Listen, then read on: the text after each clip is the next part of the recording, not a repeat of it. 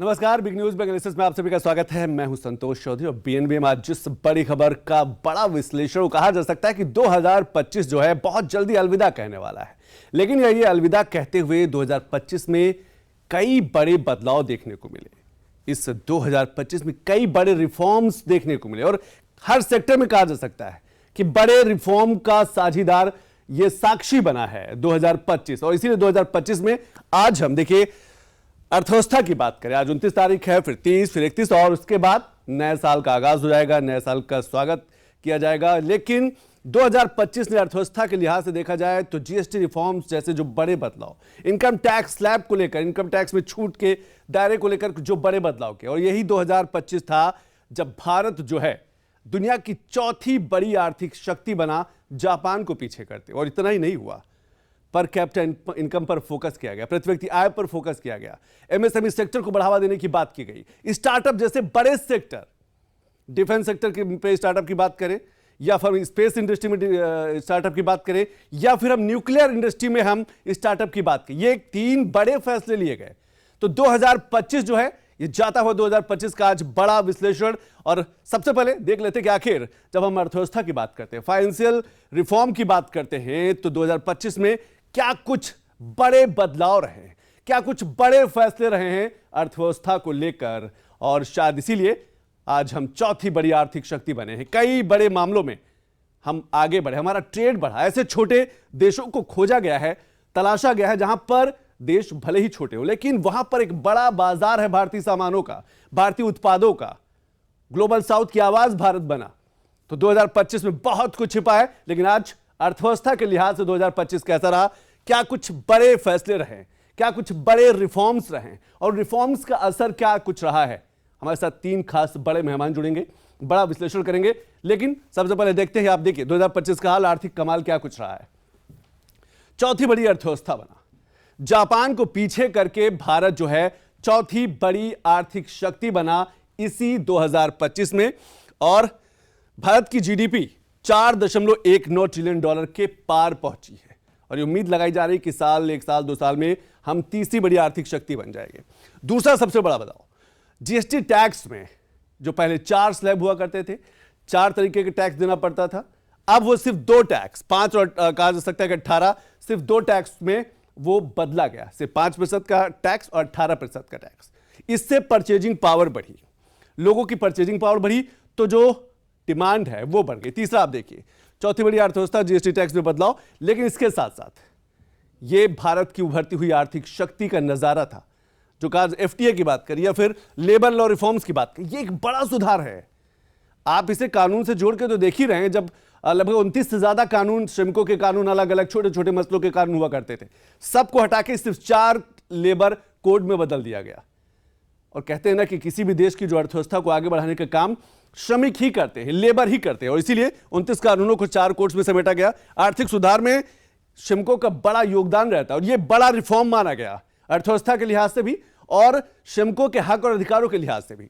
तीसरा FTA, free trade agreement जो है, इस साल 3 से ज्यादा देशों के साथ फ्री ट्रेड एग्रीमेंट हुआ। अब तक 18 से ज्यादा ऐसे देश हैं जहां पर जिनके साथ हमारा जो है वो फ्री ट्रेड एग्रीमेंट हुआ। 2025 में पीएम मोदी ने जिन देशों की यात्राएं की हैं उसमें ज्यादातर से देशों के साथ कहा जा सकता है कि फ्री ट्रेड एग्रीमेंट को लेकर बात हुई है, कुछ से समझौता भी हो गया है।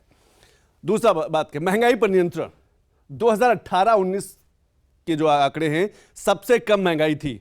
और जीडीपी ग्रोथ की बात करें, बड़ी बड़ी चाहे अंतर्राष्ट्रीय मुद्रा कोष की बात करें या दूसरी बड़ी अंतर्राष्ट्रीय संस्थाओं की बात करें, वो उन्होंने साफ तौर पर कहा कि भारत की जो ग्रोथ रेट है वो 6.5% से लेकर 6.9% के आसपास रहेगी। 2025 में भी वही रहा, 6.5% से लेकर 7 से 8% तक रही। और ये जो 2025 का ग्रोथ है ना, इसका असर 2026 में भी दिखेगा। तीसरा टैरिफ, 2025 में एक चुनौती के रूप में टैरिफ भी सामने आया भारतीय अर्थव्यवस्था के सामने। दुनिया भर में 91 ऐसे देश हैं, 90 से ज्यादा ऐसे देश हैं जो टैरिफ की मार झेल रहे हैं, जिसमें भारत भी है। पहले 25% का लगा, उसके बाद फिर 25% जोड़ा गया, कुल मिलाकर 50% का टैरिफ लगा। तो ये चुनौती भी थी और इस संकट को, इस चुनौती को भी भारतीय अर्थव्यवस्था ने आगे कहा जा सकता है कि उसको, उससे लड़ाई लड़ी और उससे निपटारा भी हुआ। कई बड़े सेक्टर हमने तलाशे, कई बड़े देश तलाश लिए व्यापार के लिए, बायलैटरल ट्रेड के लिए, द्विपक्षीय व्यापार के लिए। तो 2025 का यह हाल रहा है। 2025 की कहा जा सकता है कि अर्थव्यवस्था के लिहाज से बेहतर सिर्फ रिफॉर्म्स नहीं हुए हैं, कई बड़े बदलाव के साथ साथ कहा जा सकता है कि आर्थिक शक्ति के रूप में भी हिंदुस्तान है। एक रिपोर्ट देख लेते हैं, उसके बाद हमारे साथ तीन खास बड़े मेहमान, बड़ा विश्लेषण स्टार्टअप को लेकर, एमएसएमई को लेकर, जीएसटी से बदलाव को लेकर, युवाओं को लेकर, क्योंकि 2025 जा रहा है, पर 2025 जो हमको ताकत दे रहा है वो 2026 के लिए, 2027 के लिए। एक रिपोर्ट देखते हैं।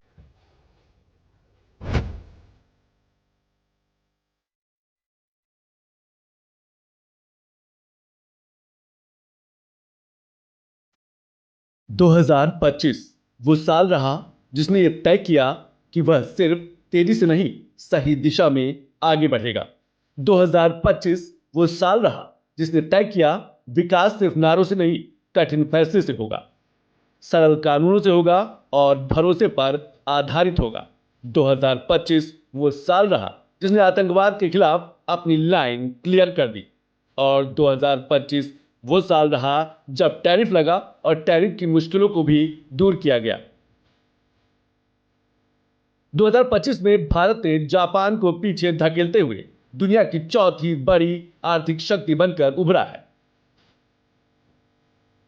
2025 में भारत ने अपनी इमेज और अपनी ताकत दोनों की चमक बिखेरी।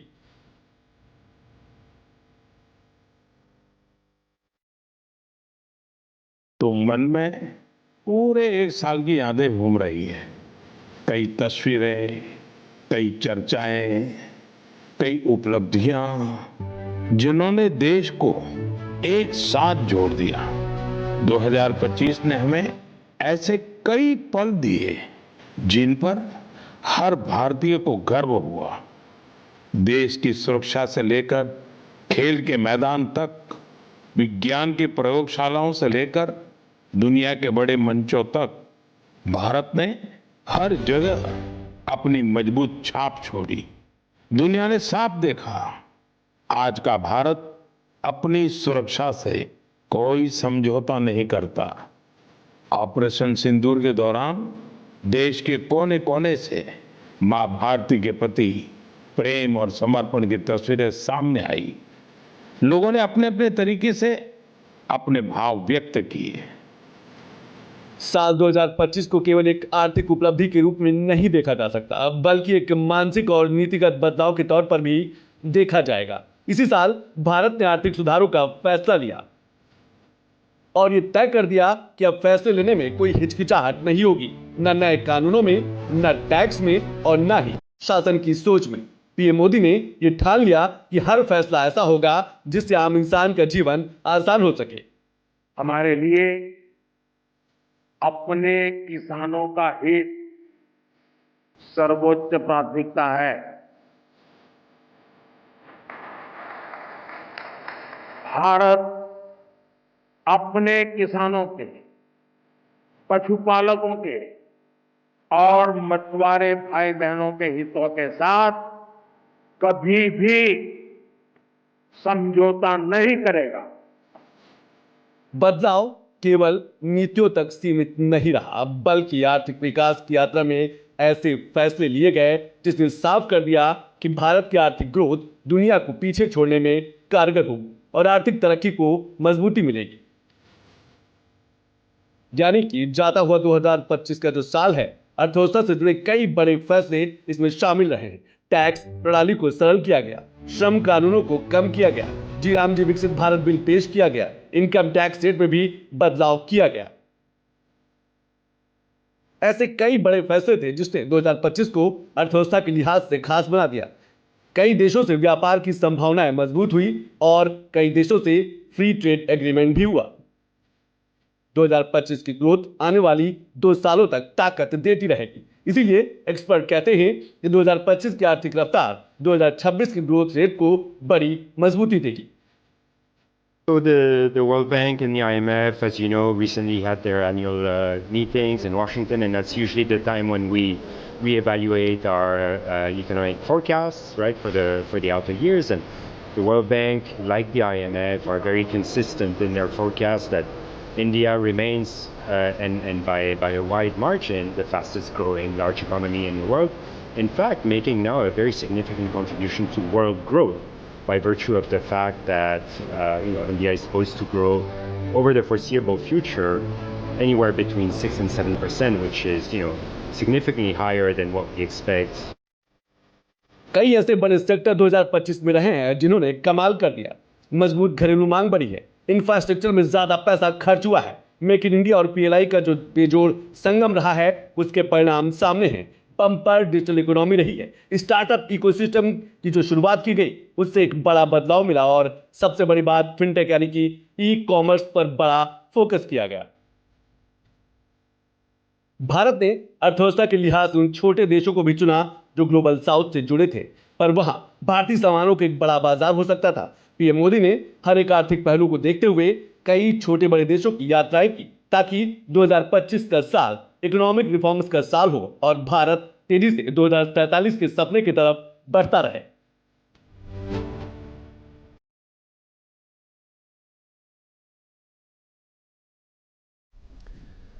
तो 2025 को अलविदा कहने के लिए हम सब तैयार हैं, लेकिन 2025 कई उपलब्धियों का साक्षी रहा, कई बड़े बदलाव, कई बड़े रिफॉर्म्स हर सेक्टर में। लेकिन बात आज अर्थव्यवस्था की कर रहे हैं, बात आज हम आर्थिक शक्ति की कर रहे हैं। हमारे साथ तीन खास बड़े मेहमान जुड़ गए, क्योंकि अर्थव्यवस्था की बात करें तो जीएसटी रिफॉर्म एक बड़ा बदलाव रहा है, इनकम टैक्स को लेकर एक बड़ा बदलाव रहा है। हमारे साथ तीन खास मेहमान जुड़ गए, उनका हम परिचय करा दें। हमारे साथ सिद्धार्थ कलहन जी हैं, वरिष्ठ पत्रकार हैं, आर्थिक मामलों के अच्छे जानकार हैं। सिद्धार्थ जी बहुत बहुत शुक्रिया समय निकालने के लिए। दूसरे खास मेहमान अमित निरंजन जी हैं, सीनियर रिसर्च एडवाइजर हैं। अमित जी बहुत बहुत शुक्रिया समय निकालने के लिए।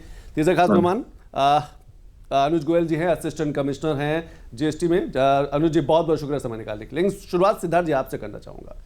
2025 को हम क्या कह सकते हैं कि मजबूत निवेश भी हुआ है, अर्थव्यवस्था भी आगे बढ़ी है, मुद्रास्फीति यानी कि महंगाई भी कम रही है, और जो परचेजिंग पावर है यानी कि लोगों की लाइफ स्टाइल जो है उसमें भी एक बड़ा बदलाव देखने को मिला है। संतोष जी, अर्थव्यवस्था का अध्ययन करने वालों के लिए अभी तक भारत के संदर्भ में सबसे जो महत्वपूर्ण वर्ष था वो 1991 हुआ करता था, जब हमारी अर्थव्यवस्था ने एक नया आयाम चुना था, एक नए रास्ते पर चलने का फैसला किया था, लिबरल इकोनॉमी की शुरुआत जिसे कहते हैं। अब एक सभी तरह के अध्ययन करने वालों के लिए 2025 या आने वाले 100 सालों तक याद रखा जाएगा कि 2025 में भारतीय अर्थव्यवस्था में कितने महत्वपूर्ण बदलाव हुए और भारतीय अर्थव्यवस्था ने कितनी नई ऊंचाइयां छुईं। आपने इनकम टैक्स की बात की, डायरेक्ट टैक्स में हो गया, इनडायरेक्ट टैक्सेस में आपने जीएसटी की बात की, इसके बाद आपने भारत के ग्रोथ रेट की बात की, जो ग्रोथ रेट बहुत सारे लोगों को, दुनिया में कई सारे मुल्कों को तो अविश्वसनीय भी लगा कि भारत ने कैसे 8% के रेट पर हम को क्रॉस करते हुए दिखाई पड़े। इसके बाद बहुत सारे ऐसे सेक्टर्स रहे, मांग, जब पूरा एक तरह का ग्लोबल क्राइसिस का दौर इकोनॉमी में कहा जा सकता है, ऐसे में किस तरीके से भारत में मांग बढ़नी शुरू हुई, चुनौतियां किस तरीके से आई, उन चुनौतियों का सामना कैसे हुआ। टैरिफ की इस तरह की मार भारत को पहले झेलनी नहीं पड़ी थी, जिस तरह का 2000 आप एक शुरुआत देखें। बिल्कुल, शुरुआत होती है इनकम टैक्स से, जो कि फैसला होता है 1 फरवरी 2025 को। इसके बाद अप्रैल आते आते हमारे साथ होता क्या है कि हम टैरिफ की मार से परेशान होना शुरू होते हैं। अमेरिकन टैरिफ 25% अप्रैल में शुरू होता है और 25% की धमकी होती है, जो कि जुलाई खत्म होते होते अगस्त आते आते 25% और हो जाता है। लेकिन इसी बीच में एक अच्छी खबर ये आती है कि हम दुनिया की चौथी सबसे बड़ी इकॉनमी बन जाते हैं। इसके बाद आप देखें, दिवाली के ठीक पहले जीएसटी का रिफॉर्म होता है। नवंबर आते आते हमें खबर क्या मिलती है कि हमारे यहाँ ग्रोथ रेट उसने एशिया के तमाम सारे मुल्कों को पीछे छोड़ते हुए और दुनिया के सारे विकसित देशों से कहीं आगे हमारी ग्रोथ रेट हुई है। दिसंबर में हमारे पास सूचना क्या आती है? दिसंबर में सूचना ये आती है, हम हमेशा से सुनते रहे हैं share market foreign institutional investor FII run करते हैं, लेकिन डोमेस्टिक इन्वेस्टर्स ने एफआईआई को कहीं पीछे छोड़ दिया। एफआईआई पैसे निकाल रहे थे, डोमेस्टिक इन्वेस्टर्स पैसे इन्फ्यूज कर रहे थे और शेयर मार्केट लगातार तेजी की तरफ हमारा बढ़ता जा रहा था। आप इसके अलावा देखें, जो आपने जिक्र किया, हमने डिजिटल पेमेंट के मामले में आज देखें पूरे दुनिया में यूपीआई ने किस तरीके से, और डिजिटल पेमेंट के मामले में हमारी ग्रोथ रेट 40% की। दुनिया में किसी भी मुल्क के लिए या किसी भी बिजनेस मॉडल के लिए ये अविश्वसनीय चुनौती है। जरूर आऊंगा, चाहे हम फिनटेक की बात करें, यूपीआई की बात करें, डिजिटल की बात करें, और जिस तरीके से ऑनलाइन एक बड़ा बाजार भारत ने खड़ा किया है, एक बड़े बदलाव। लेकिन अमित जी, क्या 2025 को हम रिफॉर्म्स का साल कह सकते हैं? क्या 2025 को हम कहा जा सकता है कि बड़े फैसलों वाला साल कह सकते हैं कि जब फाइनेंशियल सेक्टर की बात की जाए, वित्तीय रिफॉर्म पर बड़े बदलाव की बात की जाए, तो जीएसटी जैसे बड़े बदलाव, टैक्स का जो जाल हुआ करता था वो जाल खत्म हुआ और सिर्फ 2 टैक्स में आम इंसान की जिंदगी को जोड़ा गया। सर 2025 बहुत इंपॉर्टेंट इसलिए रहा कि अगर हम कंपेयर करते हैं 2024 से, तो हमारे पास एक बहुत बड़ा एक जो सेटबैक था वो ये था कि हमारे स्टार्टअप्स तो खुलते थे लेकिन उनका ड्रॉप डाउन इफेक्ट बहुत ज्यादा था, मतलब बंद जल्दी हो जाते थे। तो जो लर्निंग थी ना, प्रैक्टिकल अप्रोच थी, वो 2025 ने हमें बहुत ही अच्छे से सिखाया। इस बार जो हमारा जो स्टार्टअप बने जितने, और उससे ज्यादा जो ड्रॉप डाउन रेशियो है उसमें बहुत बड़ी गिरावट आई। यानी जो बने वो सस्टेन कर गए, यानी जो चीज 2024 में नहीं हो पा रही थी वो 2025 में। ये इस बात का सबसे बड़ा प्रूफ है कि जब हम बात करते हैं अपने सेल्फ एस्टैब्लिशमेंट की, सेल्फ रिलायबिलिटी की, वो 2025 ने दिखाया। जितने भी स्टार्टअप्स हैं उन्होंने ग्रोथ दी है। हमारे यहाँ आईपीओ के सर्ज आए, आईपीओ हमारे इस लेवल पर बहुत अच्छे से ओपन हुए, कई बड़ी कंपनियों के आईपीओ आए।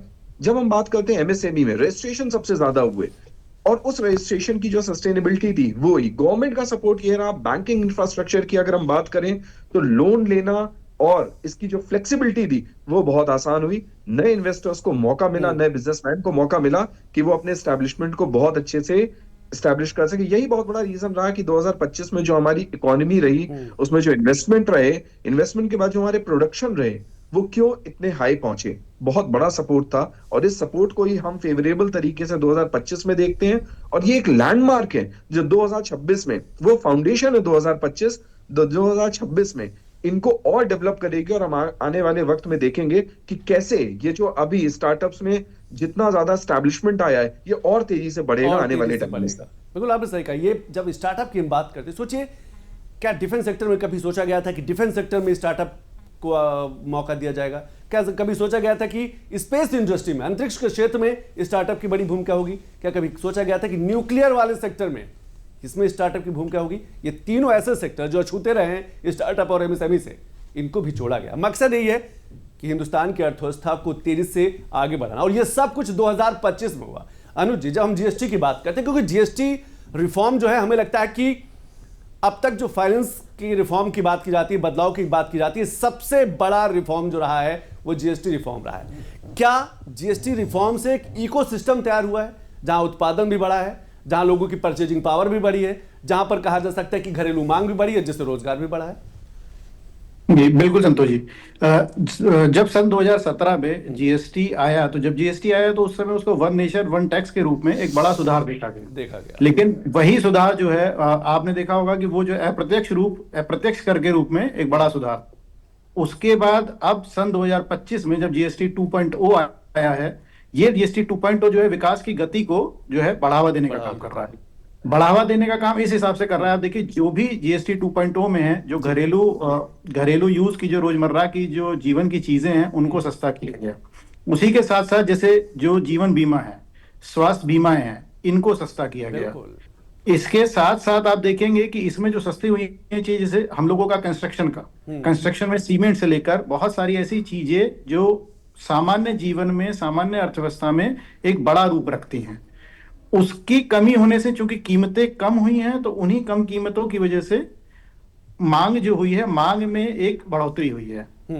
और ये एक साइक्लिक प्रोसेस है। जैसे ही मांग में बढ़ोतरी होगी तो ये कहीं ना कहीं हम लोगों के जो राजकोषीय जो दीर्घकालिक स्थिरता है उसको बढ़ाने का काम करेगी जी। तो जो अब ये जीएसटी 2.0 आया है, ये कहीं ना कहीं बहुत, मतलब एक तरह से फाइनेंशियली हम लोगों को स्टेबलाइज करने के लिए। आपको लगता है कि जब पहले 4 टैक्स हुआ करते थे, ये जो टैक्स का मकड़ जाल है वो जब कम हुआ है, तो आप लोगों का भी काम थोड़ा सा आसान हुआ है, और कहा जा सकता है रेवेन्यू जनरेट भी ज्यादा बढ़ा है? बिल्कुल आपने बिल्कुल सही चीज उठाई है। आप समझिए, इससे होगा क्या कि कंप्लायंस इजी हो जाएगा। जब नंबर ऑफ टैक्स रेट ज्यादा थे तो कंप्लायंस उतना थोड़ा टफ था, लेकिन अब कंप्लायंस बहुत इजी हो जा रहा है। मेनली अब 5 और 18% के जब से टैक्स रेट आए हैं, तो कंप्लायंस क्योंकि इजी होगा, तो कंप्लायंस इजी हो जाने से टैक्स जो रेवेन्यू जो आएगा उसमें भी इंक्रीज होगा। उसी के साथ साथ जी, उसी के साथ साथ जीएसटी रजिस्ट्रेशन को लेकर जो सरकार ने एक बहुत बड़ा कदम उठाया है, उसमें इजीली जीएसटी रजिस्ट्रेशन मिल जा रहा है। एक नया एक्ट के अंदर एक नया बदलाव किया गया है जिसमें जैसे ही रजिस्ट्रेशन बहुत जल्दी उसमें मिल जा रहा है। एक 14A करके उसमें ऐड किया गया है जिससे इजीली रजिस्ट्रेशन व्यापारी को बहुत जल्दी मिल जा रहा है, जिसमें पहले समय लगता था। बिल्कुल, पहले समय लगता था, लेकिन अब जिस तरीके से चीजें आसान हुई। मैं गोयल जी आपके पास आऊंगा। पीएम मोदी लगातार जीएसटी को लेकर, ये 2025 में जितने बड़े बदलाव को लेकर है, अब तक उन्होंने क्या कुछ कहा, चाहे जीएसटी रिफॉर्म्स हो, चाहे लेबर लॉ को लेकर जो बड़े बदलाव हुए हों, या अपने नए कानून आए उसको लेकर क्या कुछ कहा, वो एक बार हम सुन लेते हैं। बोझ से मुक्त होकर के मिशन मोड में सेमीकंडक्टर के काम को आगे बढ़ाएं।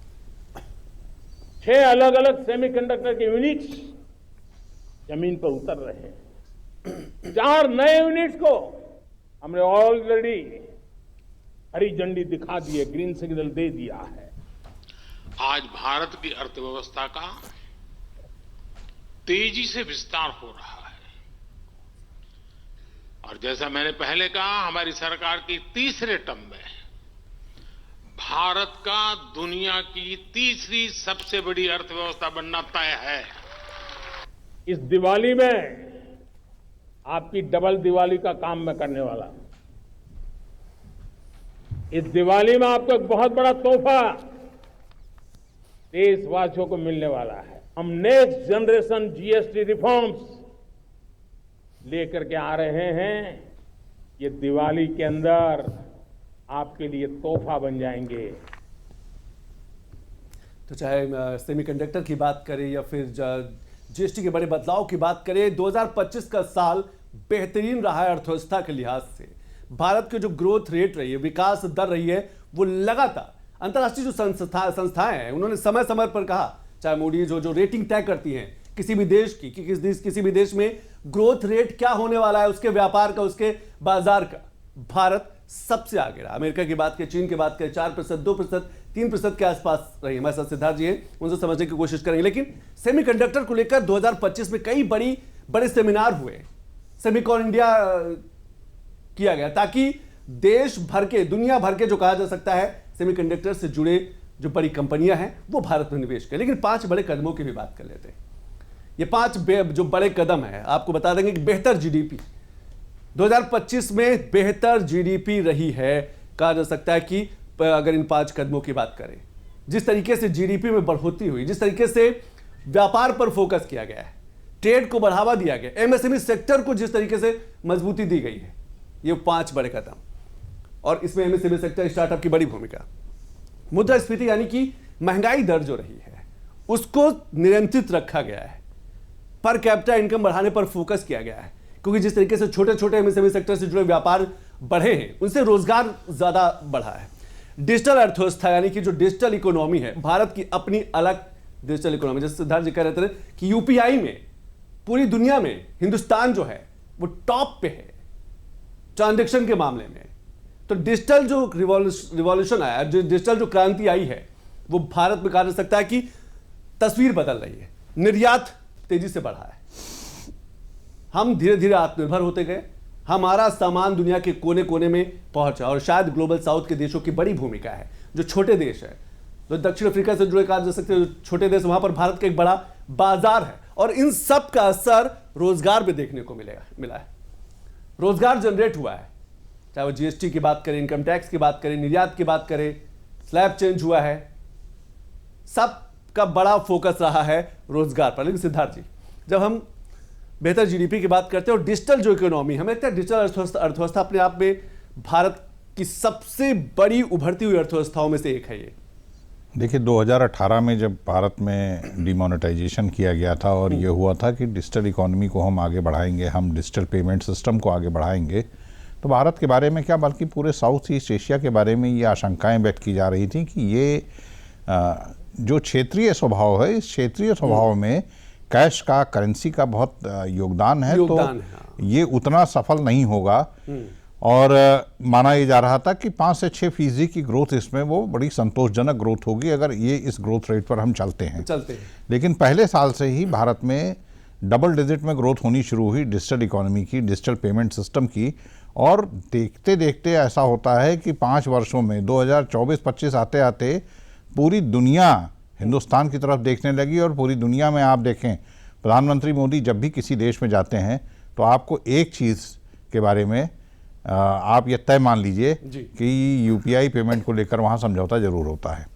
यानी कि दुनिया के ज़्यादातर मुल्क ये मानने लगे हैं कि भारत का जो डिजिटल पेमेंट सिस्टम है वो सबसे कंड्यूसिव, सबसे अट्रैक्टिव, सबसे अफोर्डेबल है, और ज़्यादातर देश उसके साथ समझौता डिजिटल इकोनॉमी पेमेंट सिस्टम को लेकर कर रहे हैं। और आज आपने खुद ही कहा कि किस तरीके से हमारा यूपीआई वो आज दुनिया में नंबर 1 पे पहुंच चुका है। ग्रोथ रेट का आलम ये देखिए, 40% की ग्रोथ हो रही है।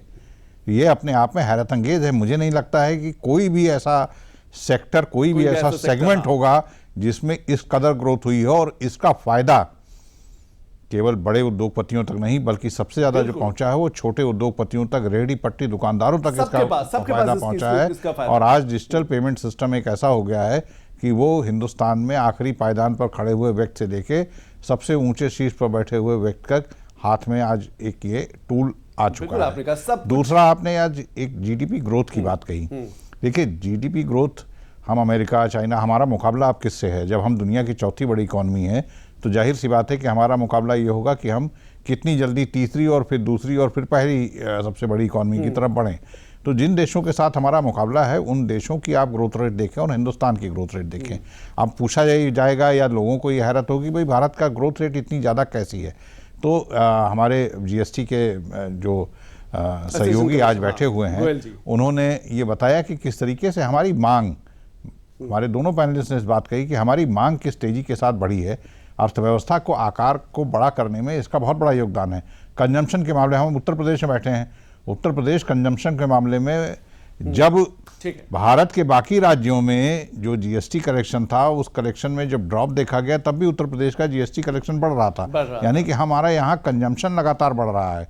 तो उस जो मांग हमारे यहाँ बढ़ रही है वो मांग हमारी अर्थव्यवस्था के आकार को मैमोथ साइज की तरफ ले जा रही है, और इसके नतीजा हमको उस ग्रोथ रेट जो है बड़ी हुई दिख रहा है। मैं गोयल जी से एक छोटा सा रिएक्शन ले लूं। अनुराग गोयल जी, जीएसटी कलेक्शन में उत्तर प्रदेश की स्थिति क्या है अगर बाकी राज्यों से देखा जाए? क्योंकि बड़ा राज्य है, एमएसएमई सेक्टर भी, एमएसएमई का एक बड़ा हब भी माना जाता है। क्या एमएसएमई भी प्रभावित करता है जीएसटी को रेवेन्यू जनरेशन में, लाइसेंस में? जी गोयल जी, मैंने आपने म्यूट कर रखा है। जीएसटी, जैसा कि अभी हम लोग डिस्कस कर रहे थे, जीएसटी एक कंजम्पशन बेस्ड टैक्स है। कंजम्पशन बेस्ड टैक्स होने के कारण यूपी, क्योंकि एक बड़ा राज्य है, यहाँ कंजम्पशन की अपार संभावना है। इसी कारण यूपी का जो जीएसटी कलेक्शन है, आप देखिए वो लगातार बढ़ रहा है। और हो क्या रहा है कि जैसे आपने बोला कि एमएसएमई सेक्टर इसको किस तरह से प्रभावित करेगा, तो जैसे अब जीएसटी 2.0 में कीमतों में कुछ कमी आई, कीमतें ऐसी जो हम लोगों के डेली रूटीन की जरूरतें थी, उन कीमतों से मांग बढ़ी, और मांग बढ़ने से जब उसकी इनपुट कम रही तो एमएसएमई सेक्टर भी उसमें कॉम्पिटिटिव हुआ। ये एक सर्कुलर प्रोसेस है। जब एमएसएमई सेक्टर कॉम्पिटिटिव हुआ तो उसी कंपटीशन के रेशो में हम लोगों की मांग फिर दोबारा बढ़ गई। इस वजह से, और कंजम्पशन बेस्ड टैक्स होने की वजह से यूपी को इसका बेनिफिट भी है, और यहाँ कलेक्शन लगातार आप देखिए इसीलिए बढ़ भी रहा है। बिल्कुल, आपने सही कहा कि कलेक्शन बढ़ रहा है, और रेवेन्यू जनरेशन का मतलब है कि अर्थव्यवस्था को गति मिल रही है, इंफ्रास्ट्रक्चर में ज्यादा पैसा खर्च करने का मौका मिल रहा है सरकार को।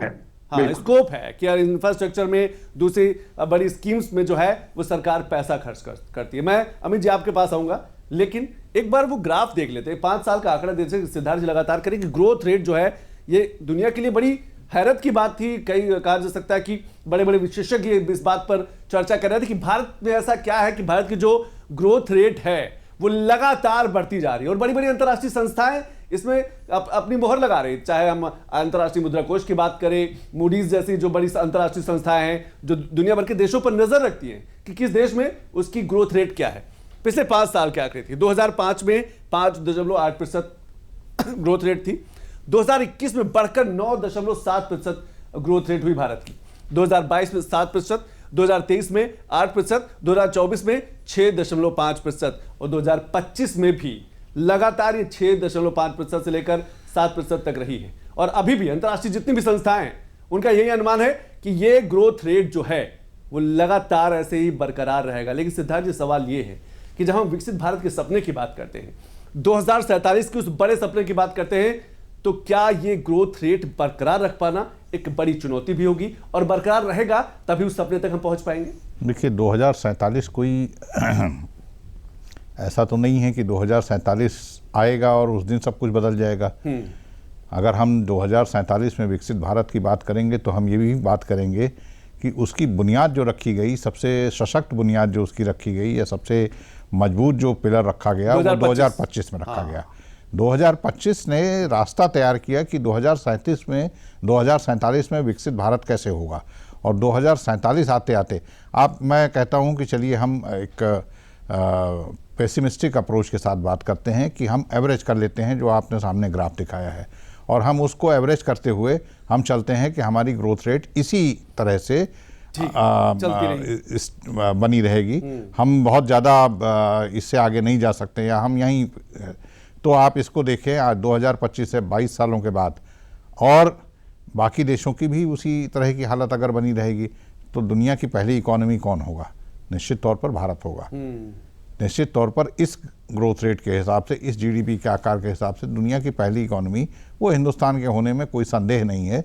तो मैं ये मानता हूँ कि 2025 जब भी हम 2047 का इतिहास लिखेंगे, जब हम लिखेंगे कि 2047 में भारत एक विकसित देश कैसे बना, तो हम 2025 को जरूर याद करेंगे कि 2025 में कितने क्रांतिकारी कदम उठाए गए कि जिसने direct taxes, indirect taxes, industrialisation को लेकर, स्टार्टअप को लेकर, एमएसएमई को लेकर बहुत सारे तरह के जो हमने फैसले लिए, उन फैसलों ने वो बुनियाद रखी जिस पर 2047 में विकसित भारत का निर्माण होगा। कि कई बड़े फैसलों ने, कई बड़े रिफॉर्म्स ने ये बुनियाद है, और यही बुनियाद का असर जो इमारत तैयार होगी वो 2047 में देखने को मिलेगी, जो एक बड़े संकल्प के साथ, बड़ी प्रतिबद्धताओं के साथ, बड़े सपने के साथ पूरा हिंदुस्तान आगे बढ़ रहा। अमित जी, मैं आपके पास आऊं, लेकिन जब चौथी बड़ी आर्थिक शक्ति भारत बना तो ढेर सारे प्रतिक्रियाएं भी आई, क्योंकि हम जापान को पीछे छोड़ते हुए हम चौथी बड़ी आर्थिक शक्ति बने थे, और बहुत जल्द तीसरे की तरफ हम आगे बढ़ेंगे। कुछ रिएक्शन सुन लेते हैं।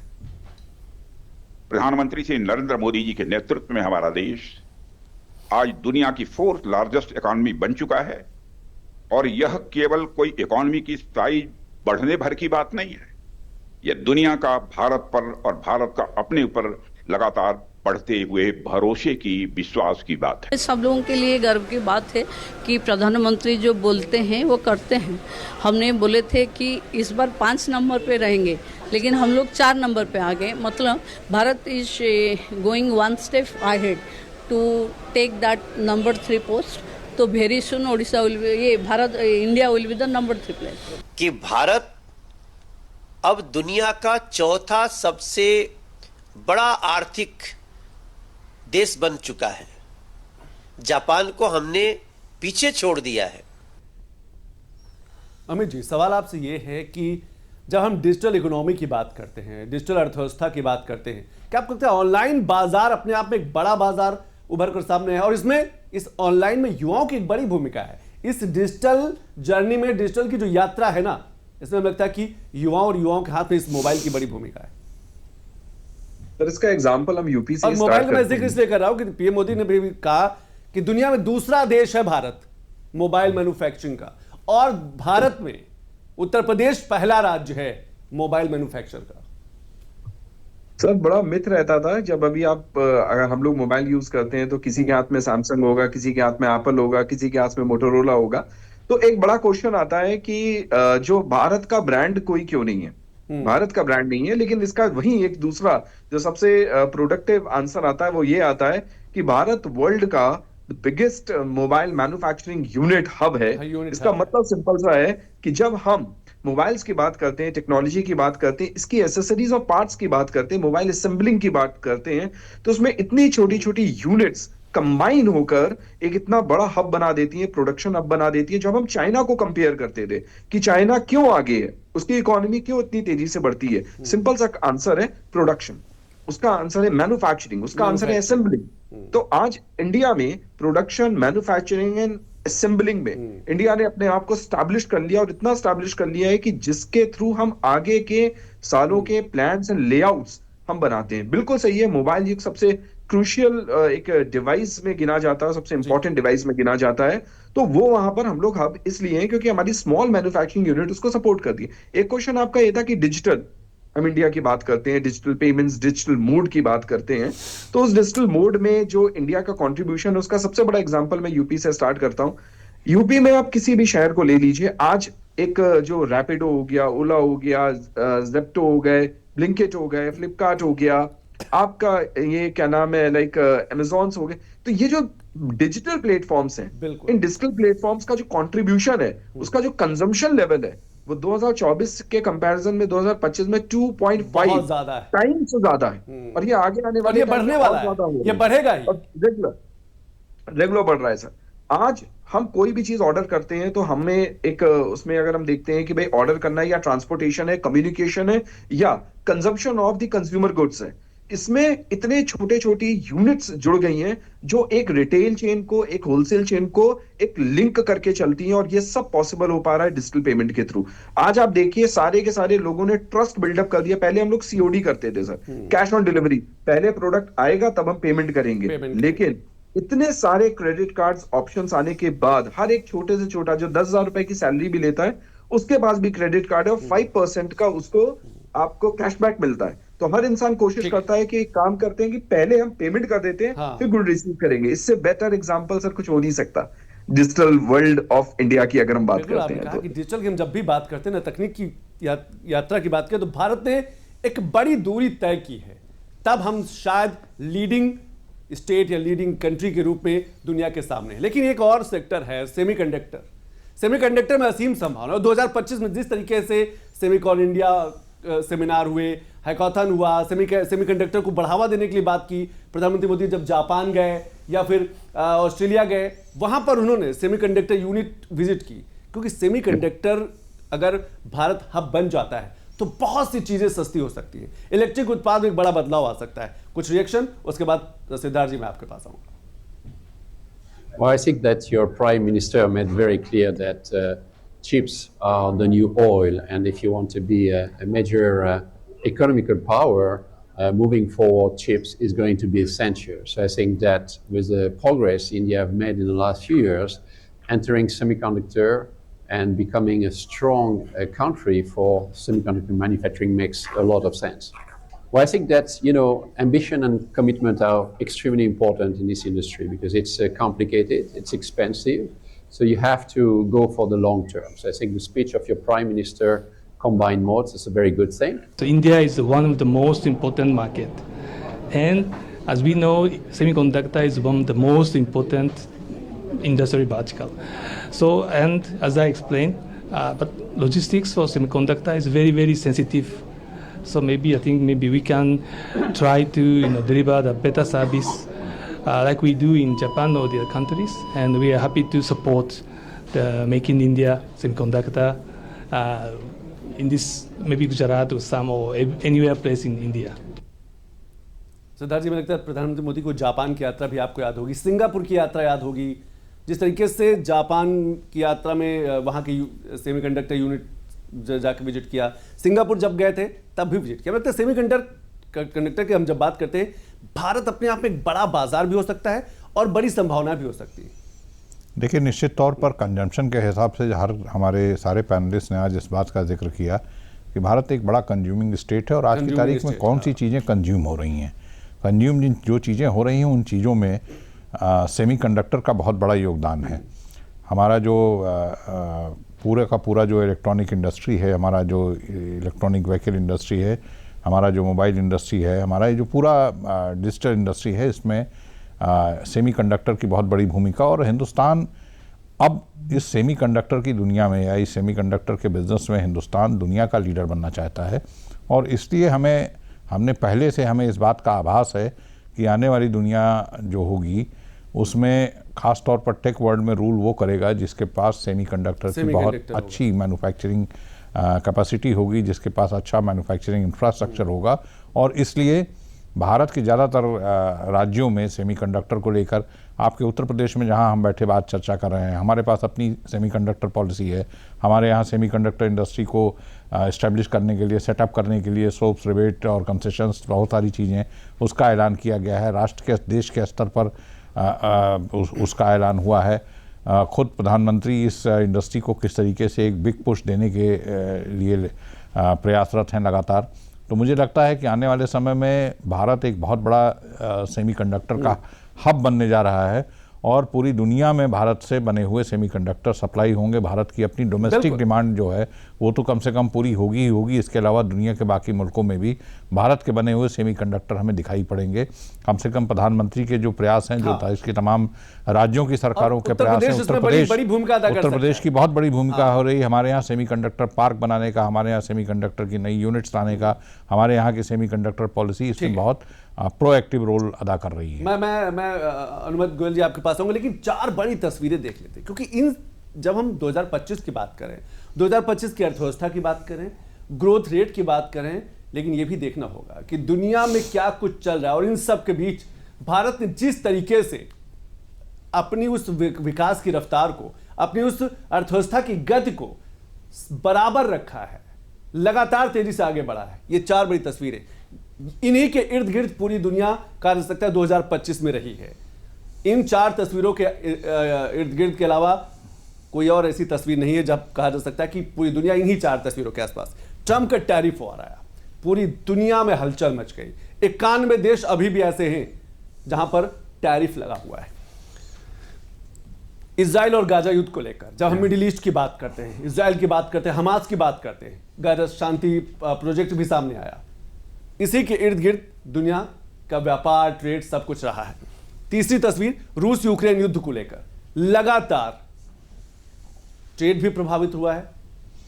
बायलैटरल ट्रेड को लेकर भी कई बड़ी बातें निकल के आई हैं, समझौते को लेकर भी कई बड़ी बातें निकल के आई हैं। और चौथी तस्वीर भारत चीन के रिश्तों में सुधार। 2025 वो वर्ष रहा है जो कहा जा सकता है कि भारत और चीन के रिश्ते सबसे ज्यादा प्रगाढ़ हुए हैं, मजबूत हुए हैं। बायलैटरल ट्रेड को लेकर, आपसी समझौतों को लेकर, और जिस तरीके से दुनिया में स्थिति बनी, भारत, चीन और रशिया जैसे 3 देश जो है RIC की जो हम जिक्र करते हैं, वो एक साथ आकर खड़े हुए।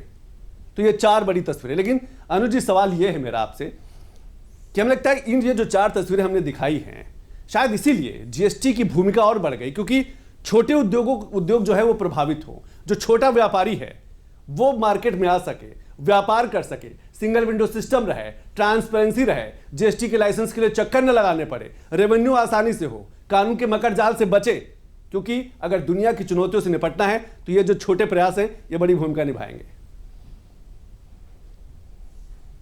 गोयल जी। बिल्कुल बिल्कुल, जैसा आपने बताया, इन्हीं मकर जाल से बचने के लिए जो GST का टैक्स रिफॉर्म हुआ, जिसमें आज मुख्यतः 5 और 18% के जो टैक्स रेट हैं, उन्हीं में सभी वस्तुओं को समावेशित कर दिया गया है। रजिस्ट्रेशन से लेकर कंप्लायंस तक, रजिस्ट्रेशन जिसमें पहले समय लगता था उसको ईज किया गया। उसको ईज करने से रजिस्ट्रेशन अब बहुत आसानी से सिर्फ ऑनलाइन चीजों को अप्लाई कर देने भर से रजिस्ट्रेशन मिल जा रहा है। उससे हो ये रहा है कि उससे कंप्लायंस इजी हो जा रही है। कंप्लायंस इजी होने के लिए जैसे जो रजिस्ट्रेशन, कंप्लायंस, जो मकर जाल में आदमी फंसा रहता था कि रोज ऑफिस के चक्कर लगाने हैं, उसमें रजिस्ट्रेशन लेना है, उसमें जाके फिर टैक्स को भरना है। अब आप घर बैठे बैठे ऑनलाइन ही टैक्स का जो भी पैसा है, जो भी आपका फंड है, वो ऑटोमेटिकली आप उसको घर से बैठे बैठे भर सकते हैं। आपको ऑफिस आने की आवश्यकता भी नहीं है।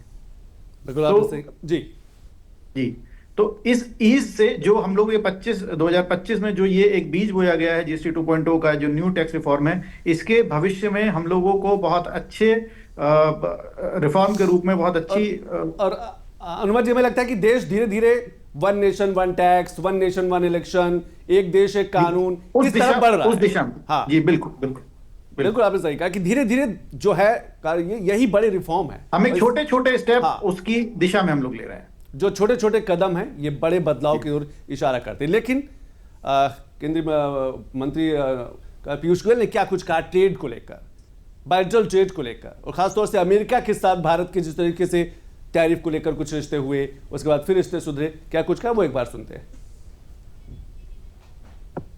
And we are talking to the United States, of course, but we don't do deals in a hurry, and we don't do deals with deadlines or with a gun on our head. India never takes decisions in a rush or on the pressure of the moment.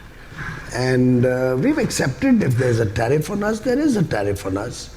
We're looking how to overcome that. We're looking at newer markets. We're looking at a stronger demand impetus within the Indian economy. So we have a very resilient structure, 1.4 billion people, young. तो जो Berlin global dialogue है उस पर केंद्रीय मंत्री पीयूष गोयल बोल रहे, तो भारत के बाजार पर दुनिया भर की नजर है, और इसीलिए कि भारत बड़े रिफॉर्म को लेकर हिचकिचा नहीं रहा है, बड़े फैसले लेने के लिए डर नहीं रहा है। उसको अब शायद अब इस बात का डर नहीं कि उसकी वोट बैंक की जो सियासत हुआ करती थी, वोट बैंक खिसक जाएगा, कुछ लोग नाराज हो जाएंगे, उससे आगे बढ़ चुका है भारत। हमें अमित रंजन जी, जब हम बड़े फैसलों की बात करते हैं, हमें लगता है कि ये जो बड़े फैसले होते हैं, बड़े रिफॉर्म होते हैं, ये समय की मांग है कि बड़े रिफॉर्म्स की जरूरत है, और हर बड़े सेक्टर में जरूरत है। अपने देश अपने नए नए कानून आ गए, देखिए लेबर लॉ रिफॉर्म किया गया, जीएसटी रिफॉर्म किया गया, इनकम टैक्स रिफॉर्म किया गया, वन नेशन वन इलेक्शन पर बात चल रही है।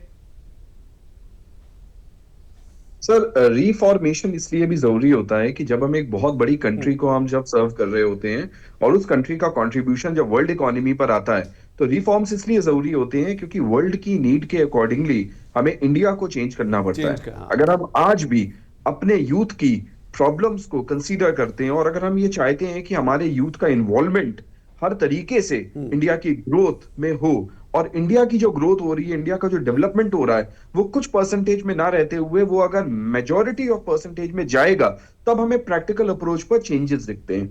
ये जो रिफॉर्मेशंस होते हैं, रिफॉर्म्स होते हैं, ये रिफॉर्म्स इसी का एक पार्ट होता है। प्लानिंग की अगर हम बात करते हैं तो प्लानिंग किसी भी एक पर्टिकुलर सेक्टर या पर्टिकुलर सेगमेंट को देखकर नहीं होती, एक उस सेगमेंट को देखकर होती है कि जिसका जो बेनिफिट है। जैसे एक हमारे रिस्पेक्टेड प्राइम मिनिस्टर ने एक बात बोली थी कि दिवाली में डबल बेनिफिट मिलेगा, तो उन्होंने किसी सेक्टर की बात नहीं बोली थी। उन्होंने बोला था कि जब हम जीएसटी में रिफॉर्म्स करते हैं, हम एक बहुत 28% वाले स्लैब्स को खत्म करते हैं, तो वहां पर जब उसका कंट्रीब्यूशन आता है, वो रिफॉर्म्स आते हैं, तो वो पूरी की पूरी हमारी जितनी भी पॉपुलेशन है, 140 करोड़ प्लस पॉपुलेशन को उसका कंट्रीब्यूशन मिलता है। यही बात आती है एम्प्लॉयमेंट की, यही बात आती है एजुकेशन की, यही बात आती है डेवलपमेंट की, यही इन्वेस्टमेंट की आती है, क्रेडिट कंट्रोल्स की बात आती है। और इन सारे क्रेडिट जब ये पॉलिसीज होती हैं, ये पूरे के पूरे यूथ को ध्यान में रखते हुए करी जाती है। सर, अगर कॉन्ट्रीब्यूशन सारी पॉपुलेशन का मेजॉरिटी में होगा, आगे आने वाले फ्यूचर को employment generation and production enhancement और मैन्युफैक्चरिंग को कंसीडर करते हुए होगा, तो डेफिनेटली यहां पर रिफॉर्म्स पॉजिटिव होंगे और वर्ल्ड इकोनॉमी के साथ पैरेलल होकर चलेंगे, जो इंडिया को एक ना एक टाइम में टॉप 3 इकोनॉमी में स्टैंड कर देंगे। सर, बिल्कुल आपने सही कहा कि टॉप 3 इकोनॉमी की तरफ भारत तेजी से बढ़ रहा है, बस कुछ वर्षों का इंतजार। लेकिन सिद्धार्थ जी, जब रिफॉर्म्स की बात करते हैं, बदलाव की बात करते हैं और आलोचना के बाद बड़े बदलाव की बात करते हैं, तो जी राम जी बिल जैसे जो बड़े रिफॉर्म्स किए गए, 100 दिन की बजाय 125 दिन का रोजगार मिलेगा, आपको लगता है गांव भी मजबूत होंगे, वहां की संस्कृति, वहां का कहा जा सकता है कि विकास जो है, डेवलपमेंट जो है, वो भी तेजी से बढ़ेगा?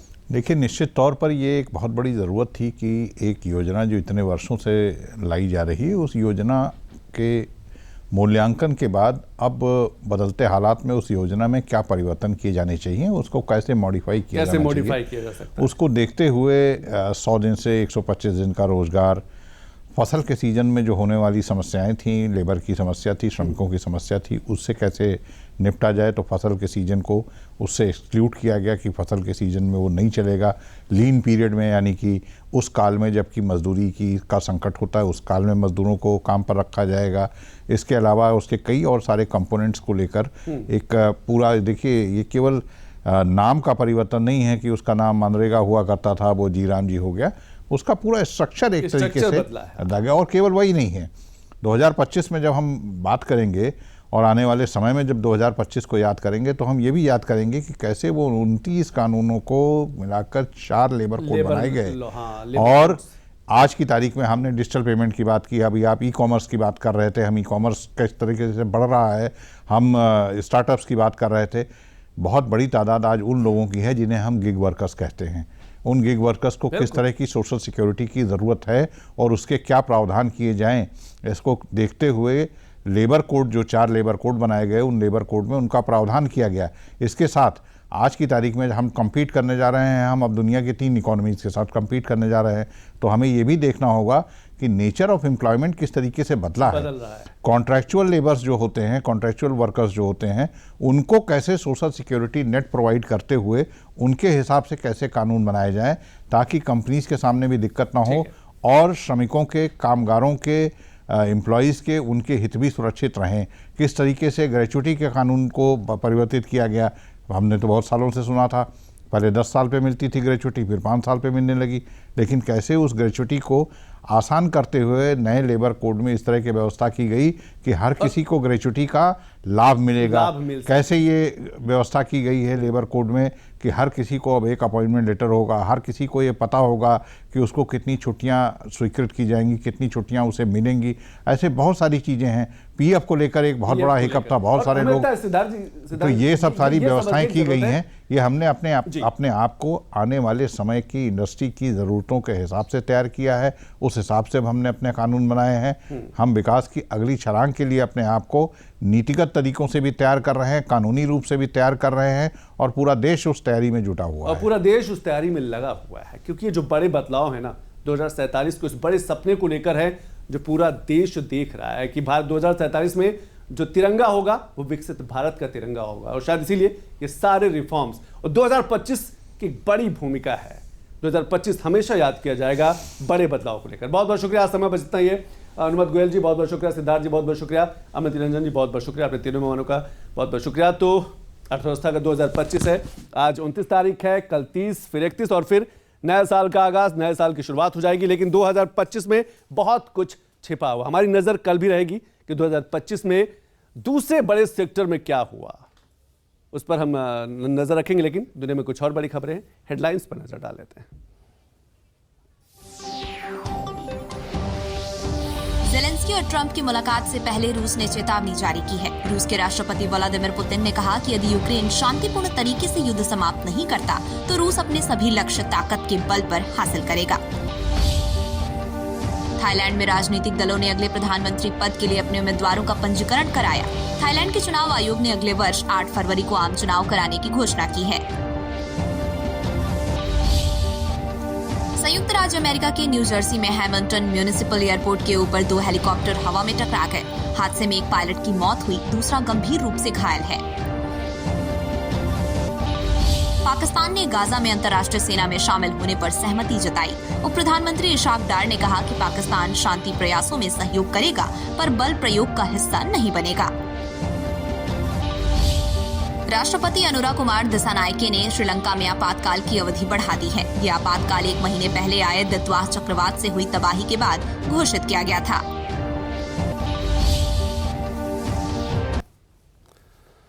तो बिग न्यूज़ बेंगलुरु में आज बस इतना ही। कल फिर किसी बड़ी खबर पर नजर रहेगी। तब तक के लिए नमस्कार।